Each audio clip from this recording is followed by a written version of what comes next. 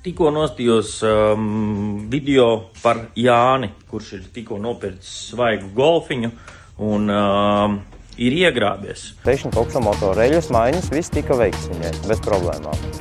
Sāku baigo vibrāciju taisīt, tā kā tā jauda pazūda automašīnai un riktīgi zili dūmi nāk ārā. Ne par placi ir stāsts, bet par to, kā tev neiegrābties.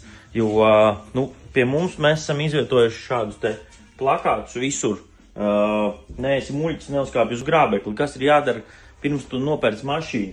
Noteikti, kad pārbraudi nobraukumu caur kāru vertikālu un visiem pārējiem iespējamiem vai auto DNA, pārbaudi auto tehnisko stāvokli, veids testa braucienu, iegādājas papildus garantiju. Arī tāda ir iespējams nopirkt pie mums. Pārbaudi auto sevis izvēlētā servisā.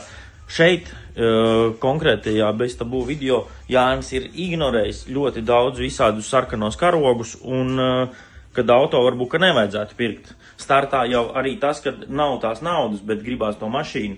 Vai viņš ir darījis pareizi? Droši vien, kad nē. Viņš ir paņēmis neizdevīgāko līzingu un nopircis sūdīgāko mašīnu. Bet, esam mūsu placī salikuši, gandrīz visās vietās. Ir gan placī, gan angārā, gan šeit.